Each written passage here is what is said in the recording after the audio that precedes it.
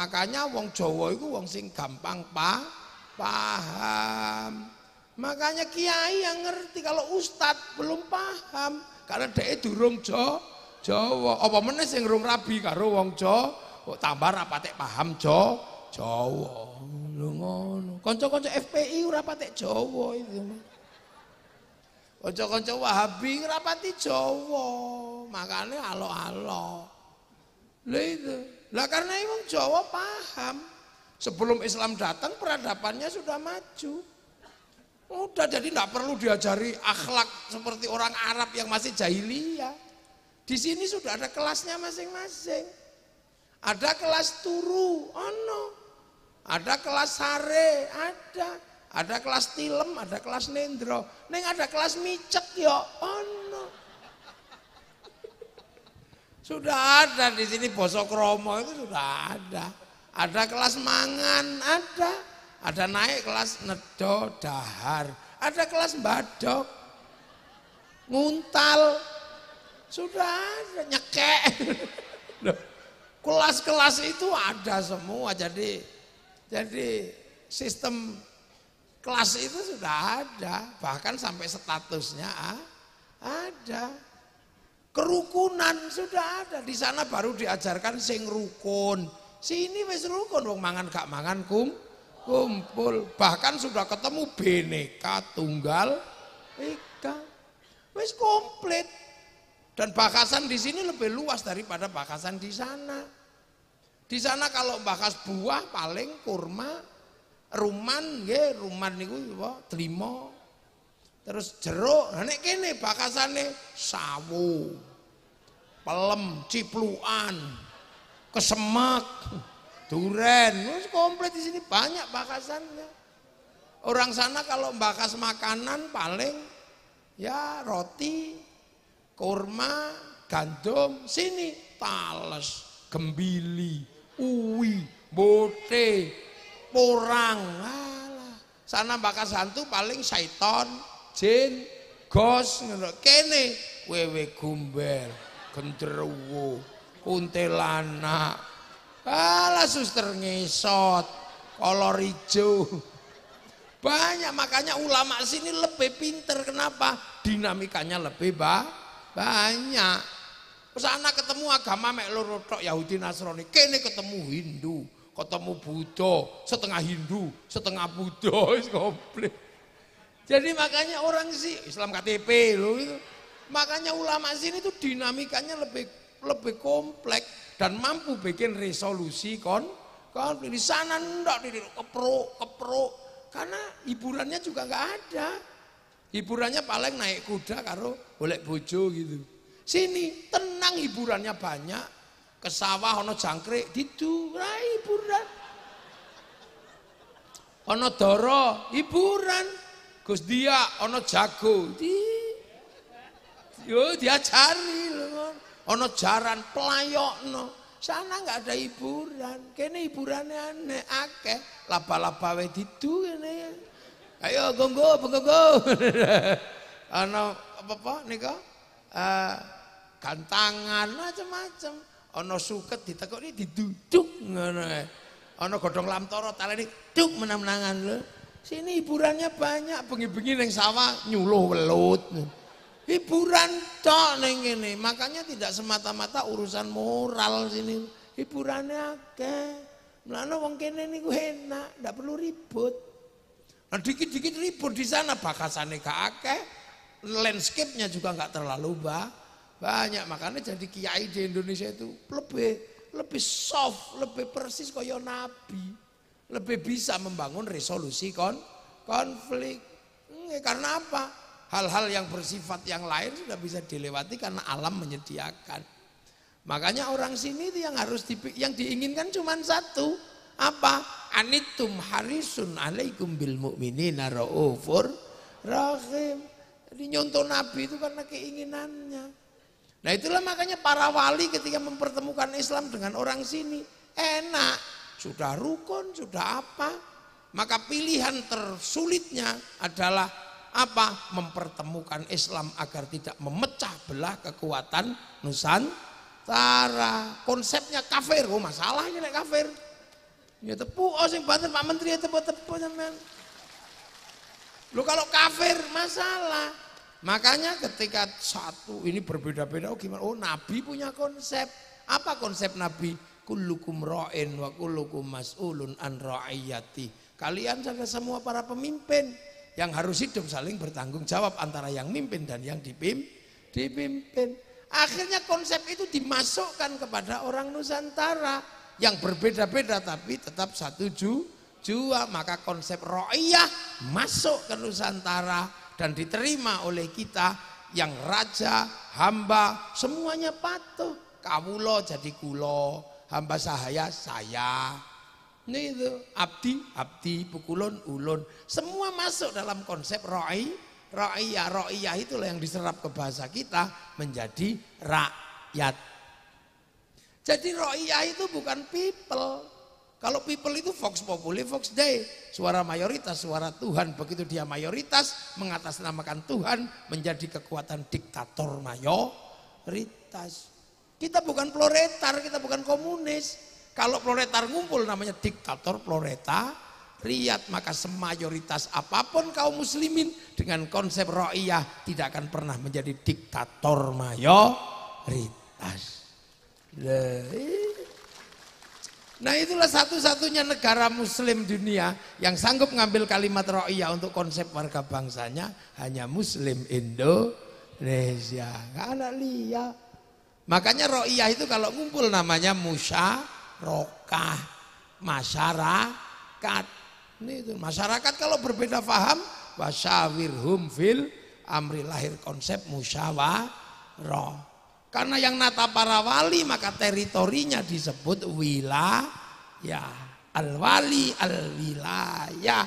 Wilayah itu yang akhirnya jadi NKRI, Negara Kesatuan Republik Indonesia. Itu. Makanya penerus para wali mengatakan NKRI harga mati. Yang bukan penerus wali NKRI harga pas. Lah itu, lah karena NKRI ini membangun konsep ra'iyah, maka pemimpin tertingginya Majelis Permusyawaratan Rakyat. Kenapa pakai majelis? Karena majelis adalah konsep tenggang rasa dari yang berbeda. Beda tafassahu fil majalis, fafsahu yafsakhillah. Majelis Permusyawaratan Rakyat, Dewan Perwakilan Rakyat. Nah ini yang landasan kita anut. Sehingga kita selamat menjadi bangsa masa depan. Apa bangsa masa depan? Adalah bangsa yang mampu bangun persatuan. Nah itu aja. Nah, makanya Arab satu bangsa pecah puluhan negara. Cina satu bangsa pecah puluhan negara. Afrika satu bangsa pecah puluhan negara. Tapi kita dengan konsep ra'iyah, puluhan bangsa, suku dan agama mampu bersatu dalam satu negara, Kesatuan Republik Indonesia. Nah ini jadi negara paling sunnah di dunia ya Indonesia. Makanya orang mengatakan negeri ini togut, oleh kok tempilingi itu oleh. Polisi boleh nangkep orang yang mengatakan negeri ini togut. Karena dia mengatakan sesuatu yang bersifat fitnah. Sementara kita negara paling sunnah. Nah itu makanya para penerus wali membangun negara terus. Ada yang jadi DPR, ada yang jadi bupati, ada yang jadi menteri, ada yang jadi wakil gubernur, ada yang nyalon. Pokoknya yang penting ini bagaimana kita mempertahankan nilai persatuan yang dibangun oleh konsep kenabian. Loh, ini kan orang tidak paham. Nah itulah makanya kita ini selalu membangun persatuan. Makanya santri slogannya pakai bahasa Al-Quran. Wa'tasimu bihablillahi jami'an wa la tafarraqu. Jangan tercerai-berai. Makanya kita ini begitu bilang NKRI, kita nggak main-main. Kita selalu membangun persatuan, bahkan membiayai persatuan. Berapa kali kita bersatu dalam setiap tahun untuk urusan Nabi, lahiran, terus mulutan, Isra Mi'raj, semua dibangun persatuan itu. Iya kan? Dan itu dibiayai oleh masyarakat. Setiap kegiatan ini 500 juta, 100 juta habis. Kalau se-Indonesia bulan Maulud, berapa triliun dikeluarkan oleh orang Indonesia. Akhirnya Islam terjaga secara informal, tidak membebani negara. Coba kalau ini dibebankan kepada negara untuk membangun persatuan dan mengatur perputaran ekonomi informal, negara gak kuat nanggung, bangkrut negarane. Lah ya, itulah makanya Indonesia yang membangun persatuan dengan cara seperti ini tidak pernah berharap kepada negara untuk menjaga Islam. Makanya kita tidak pernah bilang harus negara Islam. Enggak, Islam kita jaga secara bersama-sama. Makanya yang nggak punya sistem seperti ini selalu mengatakan khilafah harus terbentuk di Indonesia. Karena apa? Mereka hanya membayangkan yang bisa menjaga Islam hanya negara. Sementara kita secara umum masyarakat bisa menjaga negara, dibiayai, membiayai. Itulah Indonesia. Nah, makanya santri Pak Muhajir tidak pernah membayangkan mari kita dirikan khilafah. Tidak perlu. Kenapa? Islam terjaga dengan cara seperti ini. Dibiayai.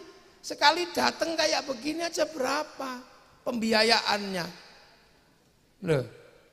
Dan berapa roda ekonomi yang jadi diputar seperti ini? Berapa? Semua habis di sini setiap tahun. Makanya santri untuk membiayai negeri itu tidak terlalu kuat ekonominya. Karena habis untuk membiayai kebersamaan. Maka ketika santri bikin sekolahan ya tak maksimal. Karena duitnya habis untuk acara-acara seperti ini. Jaga seperti ini. Maka tugas negara mengalokasikan yang lebih gede untuk santri yang sudah banyak mengolah negara. Yang lain lo nggak tahu mulutan duwe utuh, nggak tahu khol duwe utuh, maka sekolahannya bagus, masjidnya lah santri rumah sakitnya lah santri duwe wis entek tinggal koyok ngeten iki. Makanya kewajiban negara untuk memberikan timbal balik, gitu. Kasih fasilitas lebih. Kalau tanpa seperti ini habis kekuatan negara, ruang persatuan terjaga. Lu coba arep donga kiyaine tok sing donga, santrine amin. Bagus amin. Nek kepegelen amin. Kiyaine paham walhamdulillahirabbil alamin. Begitu sing donga banyak diajak ke alun-alun Medion namanya istighosah kubra. Begitu sampai sana, yo bakul tahu jualan, pelalon berjalan, es teh jual, sprit semua berjalan. Roda ekonomi berputar, pasar bergerak, sektor informal berjalan. Loh ini sholawat yang tadinya sendirian, ya Rasulullah salamun alaika, deng. Ana sing ya Nabi salam alaika, ya Rasul salam alaika. Anglia numpak. Begitu banyak yang ingin sholawatan, diajak ke alun-alun, namanya Madiun bersolawat. Kalau sudah sampai sana laku semua. Yang punya sonnya laku, yang punya syutingnya laku. Pom bensin terserap untuk beli bensin angkutan motor, mobil. Sampai di sana orang jual spanduk laku, jual slayer laku, sampai gagang pancing laku. Loh, ini kekuatan ekonomi rakyat yang luar biasa. Persatuan terjaga, ekonomi berputar. Padahal mestinya itu tanggung jawab negara, tapi negara biar ngurus yang lain, kita urus persatuan, kita urus kebersamaan. Nah, kenapa? Tinggalane para wali aja main-main. Nah, yang datang Habib Syekh, ya kain putih laku semua.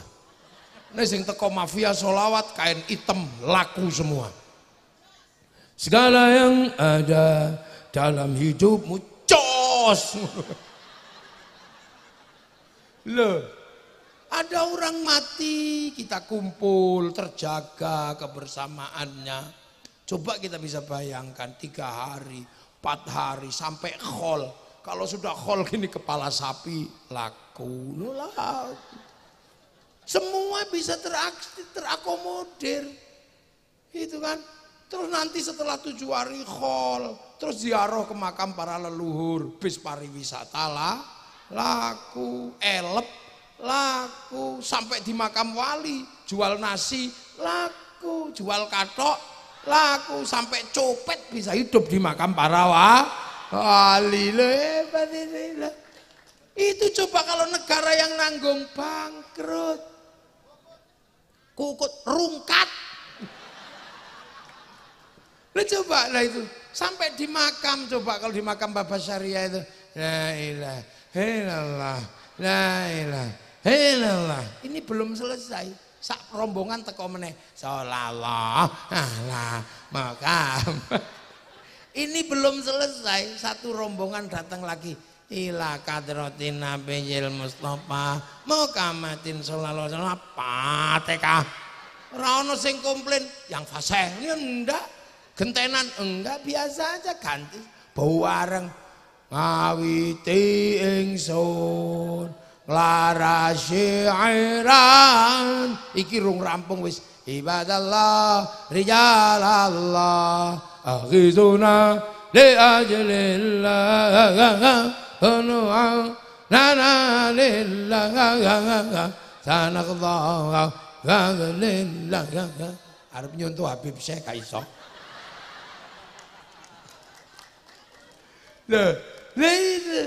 Terus tiba-tiba lagi rame gitu, ada satu orang masuk, copet iki kira-kira. Ternyata akhirnya apa? Oh, buka sakete, nggawa speaker. Rombongan saking sewulan ditenggo-teng bis, ngono ora patu. Akhirnya kerukunan terjaga, berziarah. Orang sewulan ziarah ke Jombang, mencintai tanah Jombang karena ada makam gurunya.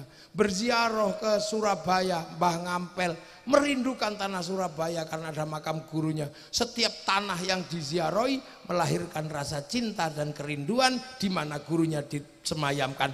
Itulah bibit cinta pada tanah air. Makanya nggak ada teroris kok tumbuh dari kalangan santri yang suka ziarah kubur. Seluruh teroris tumbuh dari orang yang tidak pernah ziarah kubur. Lah jangan. Makanya polisi TNI nggak usah mencurigai santri, nggak akan jadi teroris.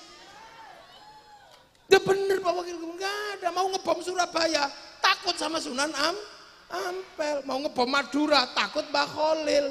Makanya teroris itu blang-blung, kenapa? Gak ada yang ditakuti.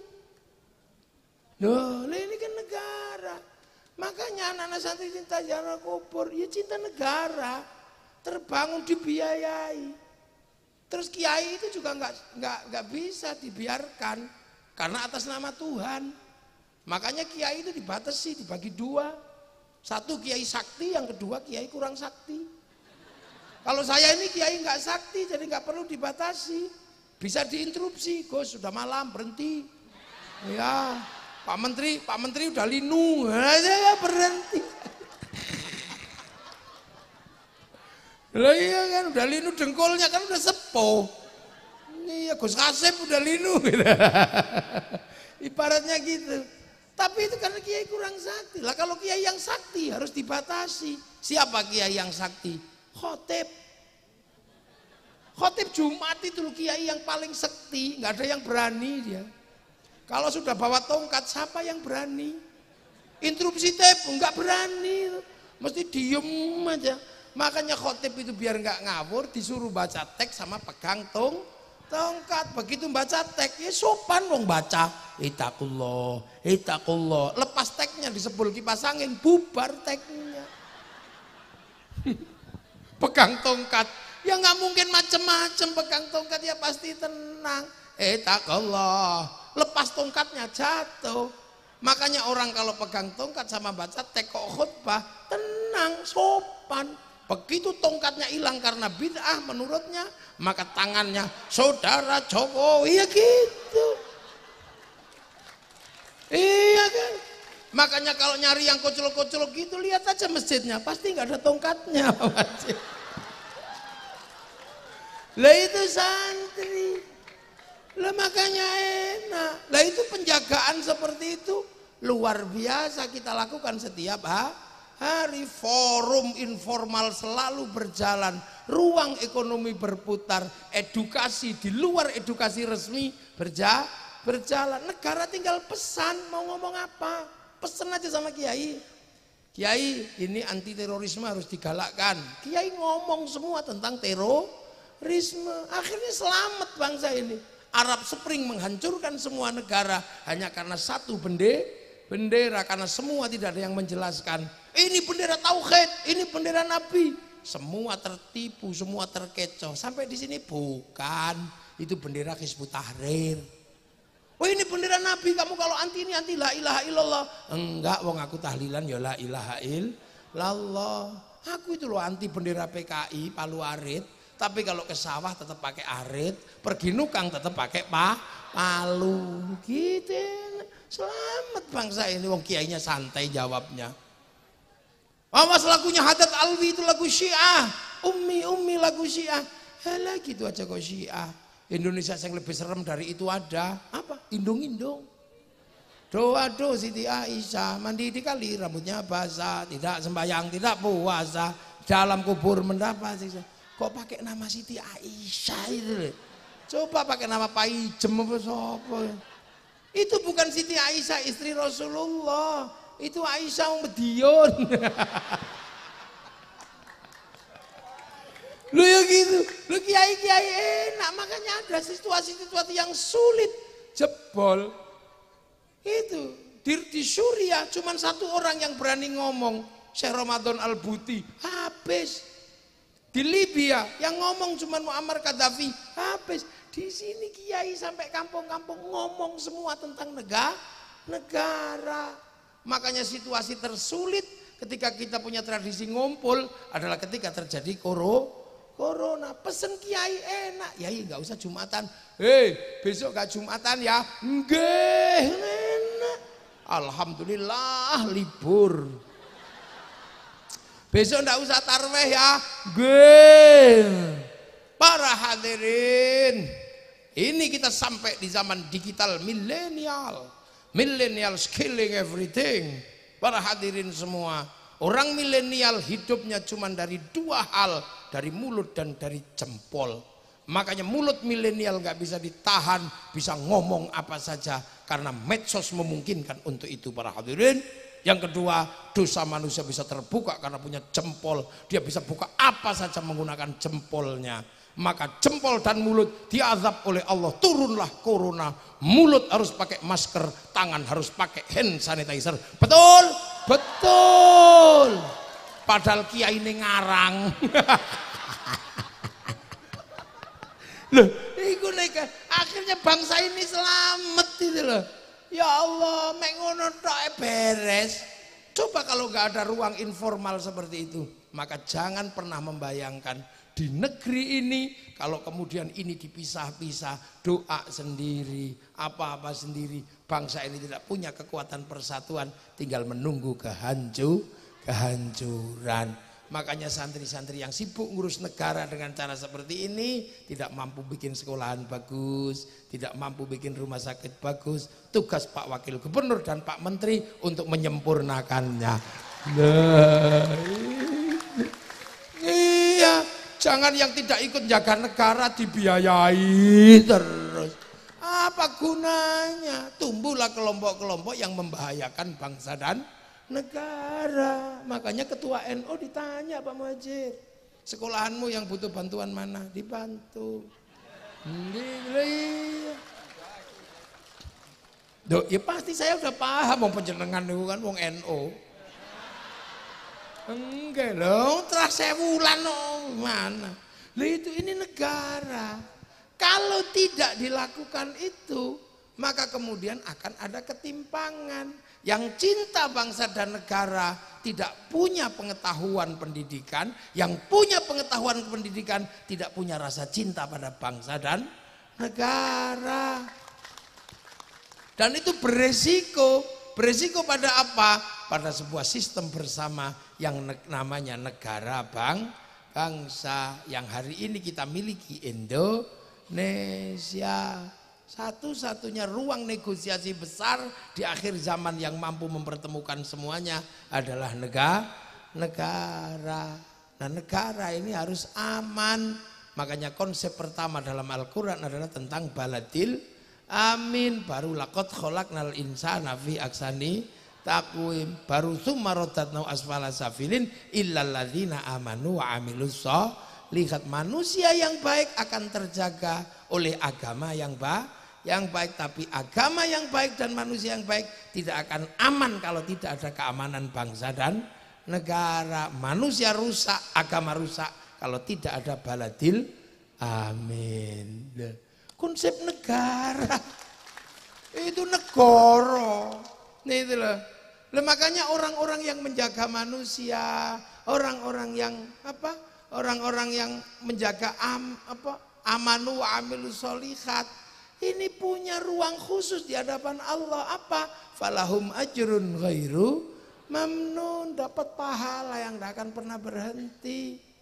Makanya wali-wali itu kenapa makamnya rame? Karena apa? Hidupnya ngurus manusia, tidak pernah mundur dari persoalan manusia. Makanya ketika lahir rame, meninggal rame, kuburannya rame oleh manusia. Kalau seumur-umur yang dipikir cuma wedus, begitu mati yang ziarah ya wedus.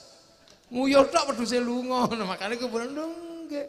Lili falahum ajrun ghairu mamnun. Makanya ngurus manusia ini luar biasa.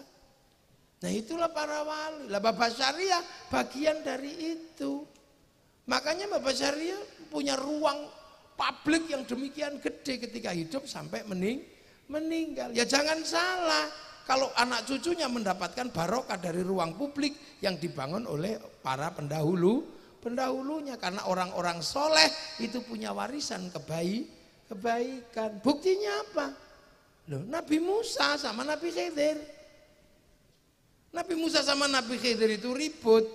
Ada anak kecil dibunuh, ada perahu dibolongi, ada minta minum di kampung nggak dikasih, tapi malah bangun rumah. Nabi Musa, ya Khidir, engkau ini diminta minum aja gak dikasih, ngapain bangun rumah? Kamu gak ngerti Musa, bahwa di dalam tanah yang rumahnya roboh ini ada tinggalan orang tuanya dulu. Sekarang anaknya kecil-kecil, itu jatahnya dia. Lah orang tuanya statusnya apa? Wa kana abuhuma sholihan. Makanya orang-orang soleh itu didoakan semua.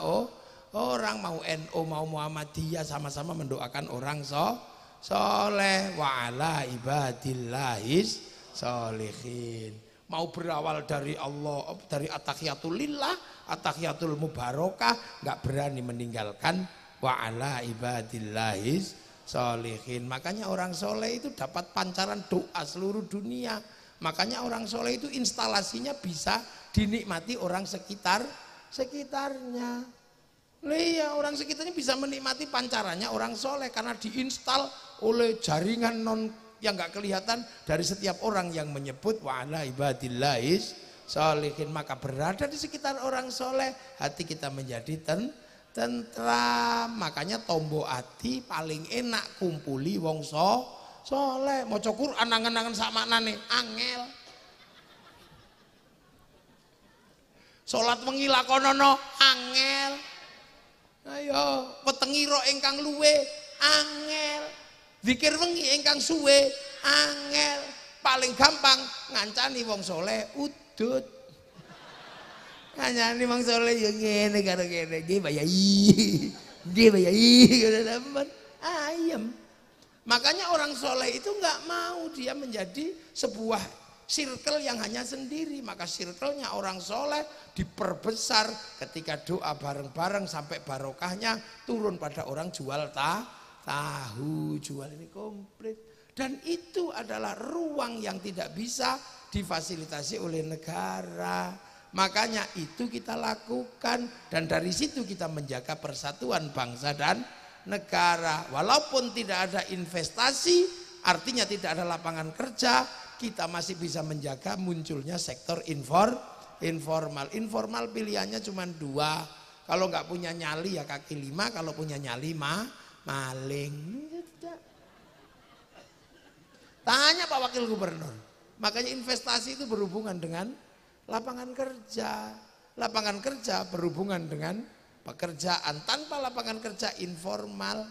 Informal itu pilihannya dua, kaki lima atau maling. Di Indonesia kaki lima tumbuh, maling tidak tumbuh. Karena kiai selalu berbicara innallaha ma'as-sabirin.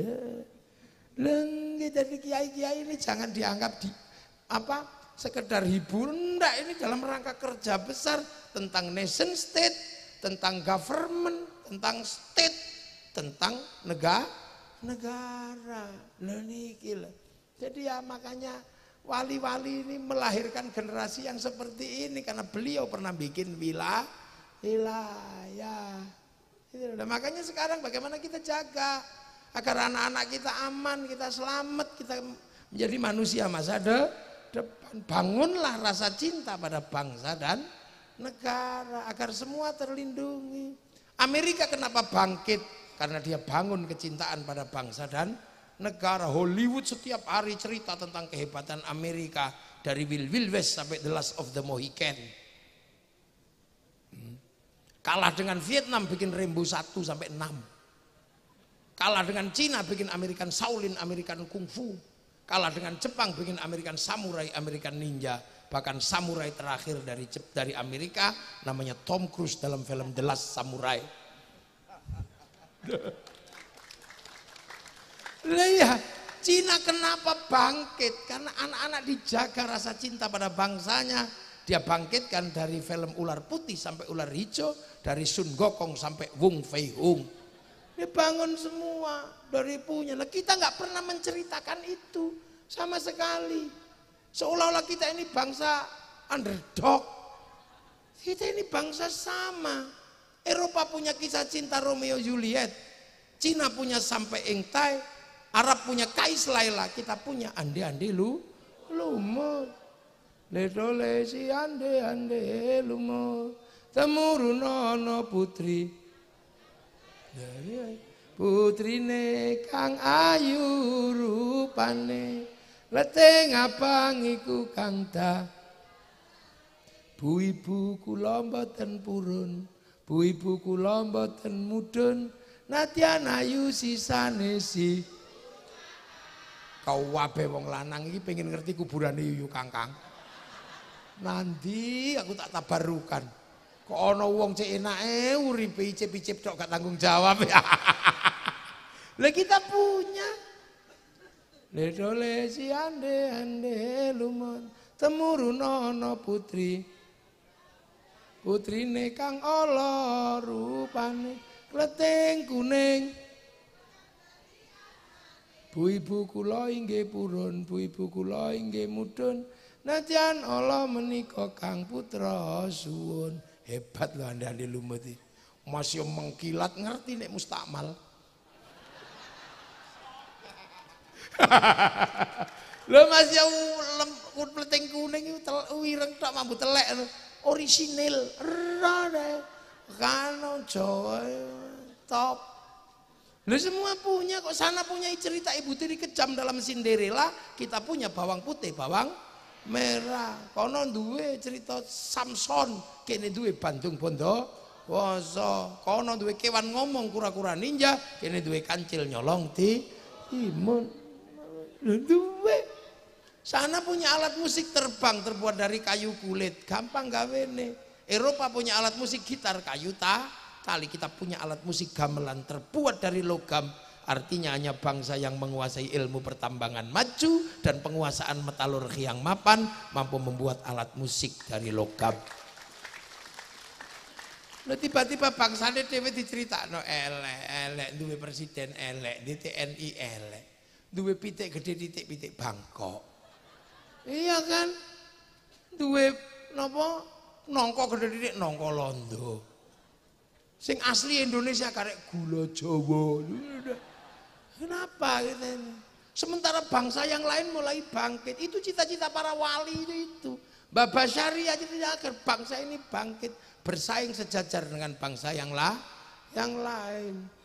Nah, coba Jepang. Ini persis 30 September. Kita cerita tentang PKI karena memang pernah terjadi pembantaian antara PKI, tentara dan rakyat dan kiai. Dia ceritakan aja. Tapi Jepang punya pengalaman yang sama, konflik antara Tokugawa dan restorasi Meiji, pembantaian antar generasi. Mereka ceritakan itu dalam film Samurai X dengan tokohnya Rurouni Kenshin. Malaysia agar tidak mengulang konflik antar generasi, antar anak bangsa, diserahkanlah Malaysia pada si Upin dan si Ipin. Dia nggak boleh lupa ada anak-anak India, maka Upin Ipin kenalkan Jarjet. Dia nggak boleh lupa ada anak-anak Cina, kenalkan Mei Mei. Dia nggak boleh lupa ada anak-anak Indonesia, kenalkan Susanti. Ini strategi kebudayaan. Kapan bangsa ini membuat cerita bahwa ketika dunia diluluh lantakkan oleh Mongolia, Arab jatuh, Cina habis, Eropa habis oleh Mongolia. Tapi Mongolia ketika menyerang Nusantara habis sama pasukan Kertanegara. Satu-satunya bangsa dunia yang sanggup mengalahkan Mongolia, bangsa Indonesia. Makanya ojo ngejak gelut karo wong Indonesia, tukang gelut. Pemenang bediun. Lah iya SH. PKS. IKS. Pagar Nusa, SHW pecah loro, SH Winongo, SH Teratai, Teratai pecah loro meneh, Mas Topik karo Murjoko. Ngono. Lha iku gek medhi entuk durung liyane. Makanya Indonesia itu jangan ojo digarai, terutama wong Jawa. Wong Jawa iki senengane ngalah. Engko terus ngalih, lah gek ngamuk. Lho iya. Makanya ketika Belanda sudah melakukan hal-hal yang jahat, dilawan oleh orang Indonesia. Kalau Anda pengen ngerti, satu-satunya negara di dunia yang merebut kemerdekaannya dengan cara perang hanya Indonesia. Hitungan, ayo. Coba, satu-satunya negara yang merebut kemerdekaannya dengan perang itu hanya Indonesia. Lah semua mengalami itu, setelah itu negara bisa produksi. Gitu loh, ini kan dunia. Malam ini di tempat saya ada konser Sepultura di Jogja, musik rock cadas. Nah dulu di saat musik rock cadas, kita pernah mencatat sejarah konser terbesar di dunia tahun 95, namanya konser Metallica. Itu di Moskow. Semua negara geleng-geleng karena menjebol perang dingin antara Amerika sama Soviet. Jebol semua karena musik. Semua datang ke Soviet di lapangan merah, semua nonton dengan gini-gini, 6 juta orang nonton konser itu, dan semua mengatakan Woodstock aja kalah dan tidak akan pernah dalam sejarah konser bisa dikalahkan dengan 6 juta penonton. Tapi begitu musim corona kalah sama BTS, diajar sama BTS sekali konser yang nonton 100 juta orang, seminggu konser 4 kali, sebulan 16 kali. Setahun tak hitung pemasukan untuk negara Korea dari BTS 1.250 triliun. BTS tok durung liyane, ayo. Makanya kita ini punya kekuatan-kekuatan yang harus dihitung. Maka Pak Menteri saya pesan, bagaimana kita punya huruf dalam negeri yang disepakati dalam domain internasional yang bukan ABCD. Cina mendaftarkan hurufnya waktu algoritma disepakati di domain internasional. Sehingga dia berani ngelawan Amerika, dia berani ngelawan Amazon dengan Alibaba, dia berani ngelawan WhatsApp pakai WeChat, dia berani ngelawan Facebook pakai QQ Run. Kita belum bisa melakukan itu. Maka ratusan triliun diambil oleh Facebook dan WhatsApp setiap bulan dari Indonesia. Itu duit semua Pak Fajir. Nah huruf Jawa harus gitu, nanti password kita Belgedes gitu bisa. Kita bisa pakai password telek lantung itu bisa. Silit berintek ngono bisa lah, saiki ndak bisa lah itu. Maka negara harus hadir untuk hal-hal yang seperti ini. Ini tentang masa depan. Anak-anak kita ini semuanya akan bertarung di masa depan. Di dunia digital. Sementara dunia digital adalah dunia baru yang disebut milenial. Millennials killing everything. Pembunuh segalanya. Yang terbunuh oleh milenial sudah berapa? Tahu-tahu pos hilang. Tahu-tahu gedung biskop hilang. Tahu-tahu apa? Orang hilang, tahu-tahu pasar hilang semua. Dulu kita masih kalau jatuh cinta itu masih mengandalkan pos, cari kertas warnanya pink. Masih ada industri kertas, ada industri surat cinta, perangko, nulis itu untukmu kekasihku. Semenjak kepergianmu di rantau orang, aku merindukanmu. Sepi kekasihku. Setiap malam yang terbayang hanya wajahmu. Malam hari ini aku masih tercium bau tubuhmu. Kekasihku, ini harus kita lewati sebagai ujian cinta kita. Demi masa depan kau, aku dan anak-anak kita nanti. Tapi malam hari ini aku pun tahu kau sedang merindukanku. Sebab angin berbisik mendesau membisikkan namamu di telingaku. Dan aku yakin malam hari ini kau dan aku sedang duduk di bawah sinar rembulan yang sama. Dariku yang mencintaimu. 4 kali 4, 16. Sempat tidak sempat, harap dibalas. Itu. Terus kita masukin ke amplop, cari perangko, didilat, template. Ada pos, ada yang menyerap Honda Win. Tiba-tiba itu hilang semua aset anak-anak yang sekolah di Parpostel. Enggak ada ruang kerjanya. Karena cinta semuanya diambil oleh WhatsApp. Tinggal gini. Gitu dong. Kalimatnya juga enggak panjang, cuman mah. Ini real dunia baru, sampai enggak boleh marah. Dulu kita punya anak cantik seneng karena apa? Bisa mensortir calon menantu di depan rumah. Siapa kamu? Lulusan mana? Sekarang kita cegat di depan pintu, anaknya video call. Kita mau apa? Ini dunia baru. Ayo. Ini dunia anyar, hilang semua. Besok supermarket juga akan hilang oleh bisnis online. Enggak kebayang. Bayangkan gudang garam segede itu. Armadanya seberapa. Tapi begitu di lantai bursa, kalah sama Bukalapak. Kan gak masuk akal, yang bahannya modalnya cuma laptop situ tok ini. Nah, Bluebird itu berapa asetnya? Kalah sama Nadiem Makarim, Gojek. Padahal asetnya cuma laptop loro tok. Ini dunia baru. Anak-anak disuruh, "Nak, beli rokok." Enggak jalan sekarang, orang tuanya marah. Suruh beli kok duduk. Online, Pak. Dunia baru. Kalau kita enggak tanggap dengan dunia yang sedang bergerak, kita akan tetap menjadi bangsa yang dipaksa menjadi pasar. Kita bukan negara produsen, tapi dipaksa menjadi negara konsumen. Ini tanggung jawab wakil gubernur, tanggung jawab bupati, tanggung jawab menteri. Lah iya, kene terima mateng tak, wong kiai kok. Lah kiai sudah ngene wis bendina ngene lho. Ndonga wis muga-muga bangsaku selamat bendina. Allahumma shalli alal muslimin. Wah bendina ngono. Terus selanjutnya Bapak Menteri, Pak Wakil Gubernur, ya Pak Bupati. Lah ya siapa? Beliau-beliau lah yang kita minta untuk ngurus wilayah sebagai tinggalan para wali. Kita cuman santrinya. Lho nek ngono gak paham, apa aku sing dadi gubernur?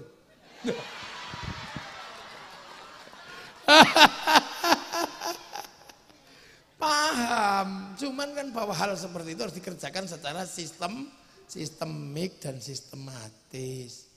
Lah itu, makanya kepala itu menjadi penting. Makanya malam hari ini kita ngedep kepala kepala itu penting, ini simbol bahwa jadi kepala itu berat. Makanya dulu nenek moyang kita punya lagu gundul-gundul pacul, gundul sirah. Sirah itu pemimpin, duwe barang papat, meripat irung lambeku kuping meripat nggo ndelok rakyat, kuping nggo ngrungokno, irung nggo ngambus, lambe nggo nuturi. Barang papat kok ucul, pacul. Meripat ndak perlu rakyat, irung ndak bisa mencium penderitaan rakyat, lambe gak iso nuturi rakyat, telinga tidak lagi mendengar cerita rakyat, barang papat kok ucul, gundule gembe. Ya, lah gundul gembelengan nyunggi wakul, nyunggi amanah kok gembelengan, wakule nglem. Nah, makanya nggak ada kok di Indonesia terus. Oh, enggak ada, itu bukan Indo. Nah, Indonesia ya gundul-gundul wajar jala gembelengan ngono wis ngono. Lain kenapa wali-wali itu mempunyai wilayah. Kalau wali-wali di Mekah, di Yaman itu wali yang punya keramat tok. Urung duwe wilayah. Sini wali punya wilayah. Makanya di sini perjalanan manusia purna di Indonesia. Ya ayuhan nas menungso. Iblis ribut, malaikat sudah dilewati. Inna khalaqnakum min dzakari wa unsa, menghasilkan terbunuhnya Habil, itu dilewati. Wa ja'alnakum syu'uban wa qabaila, terjadilah berbangsa-bangsa suku-suku, kalian harus saling mengerti. Itu sudah dilewati bangsa Indonesia. Bangsa Indonesia sudah melaju ke titik mana?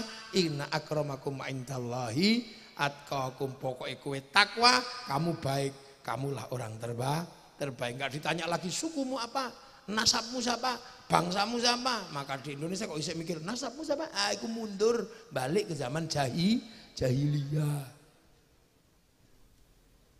Kenapa kaget? Ya memang begitu. Dadi bupati wis gak ditakokno iki trahmu sapa, wis gak, pokoknya pinter ndek dhuwit wis ngono ae beres. Dadi menteri ya pokoknya pinter, ya sudah. Dadi wakil gubernur ya pokoknya apik wis. Kita sudah sampai di fase itu. Ngapain kita mundur lagi ke belakang, nanya suku, nanya turunan, lewat itu. Inna akramakum indallahi atqakum, tinggal menunggu perjalanan berikutnya. Mayyattaqillaha yaj'al lahu makhraja wa yarzuqhu min haitsu la yahtasib. Tinggal nunggu bahwa kita akan selalu punya jalan keluar. Mayyattaqillaha yaj'al lahu makhraja law anna ahlal qura amanu wattaqau la fatahna. Fase itu akan kita lewati. Kalau kita suku, turunan, nasab, mundur maneh kita itu. Itu bangsa masih kuno, itu bangsa masa lalu. Kalau masih ngurus itu nggak akan selesai, karena konflik selalu akan terjadi karena perbedaan suku, perbedaan ras. Kita sudah menganut konsep ra'iyah, berbeda-beda tapi hidup saling bertanggung jawab. Matur nuwun. Assalamualaikum warahmatullahi wabarakatuh.